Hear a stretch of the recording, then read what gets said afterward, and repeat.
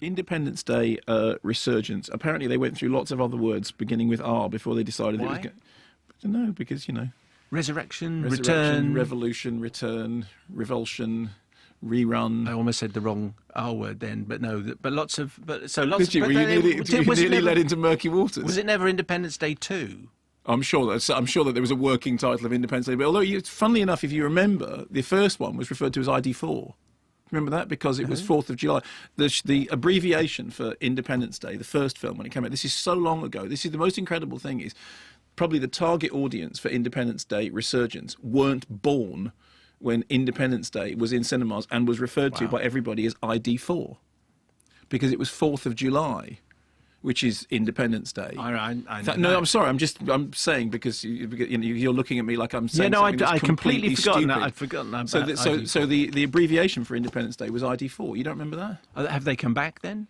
The monsters? Who? Yeah, okay, fine. So now this is 20 years later, and you remember the first one, big spaceship come down, you know, nukey big things, and you know, and full of baddies. Took out a whole bunch of landmarks. And there is a joke in this one about, oh, they do love those landmarks, which is actually more than can be said of London Has Fallen. And some of the old cast are back, not Will Smith. The story that I read was that they said to Will Smith, do you want to be in Independence Day Resurgence? He said, I'd like $50 million. They went, oh, your character just died. Sorry about that.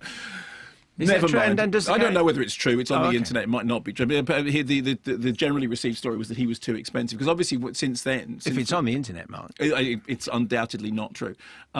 So he's gone, but now we have a son who's filling in that space, who carries on his tradition of being very good at fighting and very good at flying and very good at shooting. However, he gets sidelined to some extent by Liam, don't confuse me with Chris Hemsworth, who's the sort of the maverick guy. There's very much a kind of Top Gun thing going on there. These two maverick fighters, they're both a bit maverick, but he's been sent to the moon because he's too maverick and too crazy. So he's been doing boring stuff on the moon until aliens come. Hang on, he's been sent to the moon? Yeah, because what's happened since the first film, you know, it's funny, this was just going to be a very brief setup before we got to the clip. What's happened since the first film is that... Pardon me for being a distraction, but I wasn't quite clear. No, I'm clearly not doing a very good job of explaining the plot. What are they doing on the moon?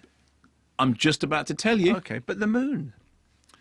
Yeah, you're starting to sound like Dougal and the Blue Cat. You're starting to sound like Fenella Fielding. Excellent. Okay. There are worse things. There are. So in the first one, after the aliens came and then we beat them up, okay, Yes, they left behind alien, you know, ships that crashed and stuff, okay? So we've now taken alien technology. So now the president is flying around in an anti-gravity whirlicopter, which doesn't need blades anymore, okay? And they have alien guns, you know, we've got alien technology. Meanwhile, we're up on the moon building huge, big sort of shooty things, you know, because obviously that's what you do because you watched Space 1999 and... UFO. And UFO. No, exactly, UFO. I don't mean Space 1999, I actually mean UFO. Thank you for correcting me on the Jerry Anson thing. So, but the next thing you know is that the spaceship that was left behind, well, at least one spaceship that was left behind, starts lighting up. And all the alien Gribblies that they've been keeping in Area 51, or whatever it's called, start apparently coming back to life. And so something's happening. They must be coming back after all this time. Meanwhile, a load of people are all becoming obsessed with a symbol which they keep seeing and drawing, but they don't quite know what it is. Like in Close Encounters. Well done. Well done. Excellent. Well done. I was going to say that and I'm going to take it off. Here's a clip. Look, the Roswell crash in 47, the farmer who made contact drew the same circle. And every time I interview one of my patients and show them this, they all express the same emotion. Fear. And I don't think it's a circle. The night the ship turned on, I experienced the strongest vision I've ever had. And I drew this.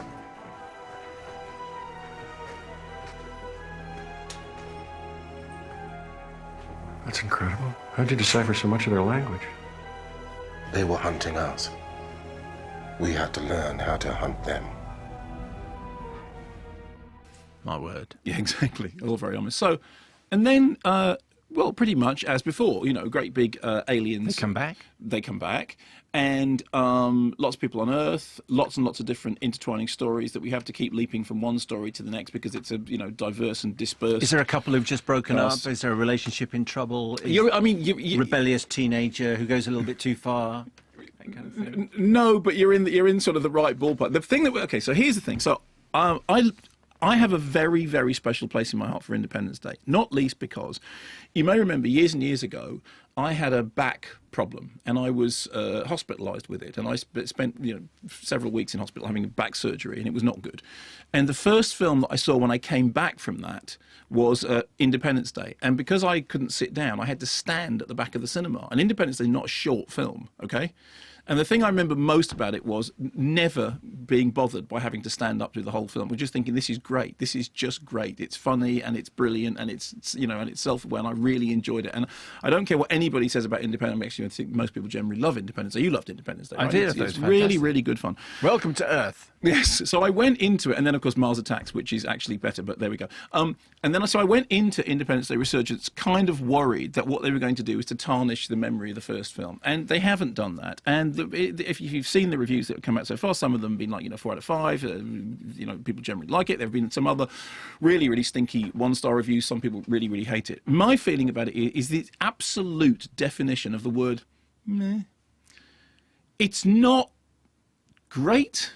It's not awful. It's just meh. Does that mean satisfactory?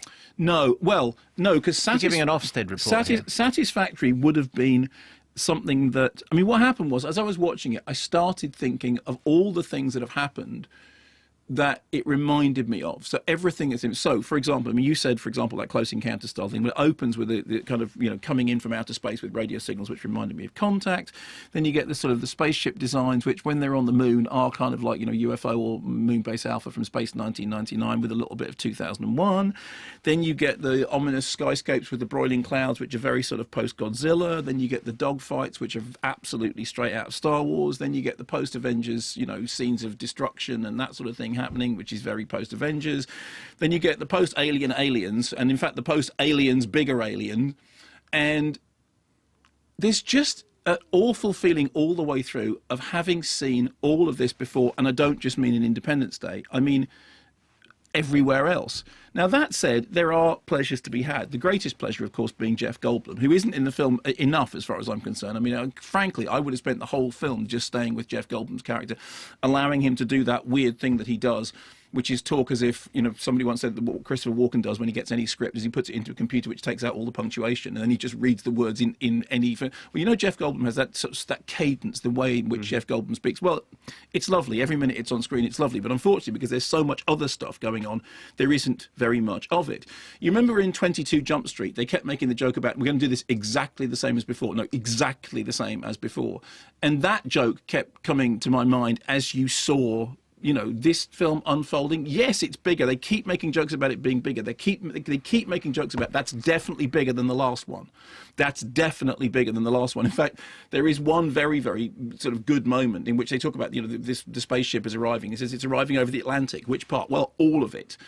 So it's bigger and it's louder and it's and it's more, and yet is it 3'd? Did I see it in 3'd or did I see it in 2'd? I honestly can't remember, okay. And I think I did see it in 3'd. I think I did. We saw it at Fox, so I think it was 3'd, but I'm not sure. Maybe I saw it in 2'd. I actually can't remember which version I saw it in, and it was only Monday. So, which in a way, again, sort of sums up the problem with it. Is it's very, it's okay. It's kind of fun. It's too long.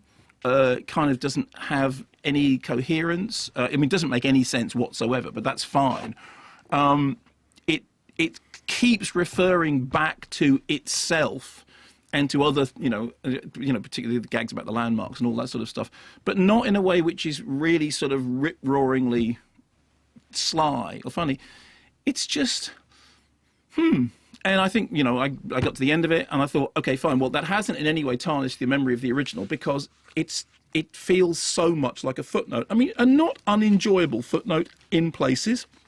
I certainly don't understand why it is that some people have really taken against it.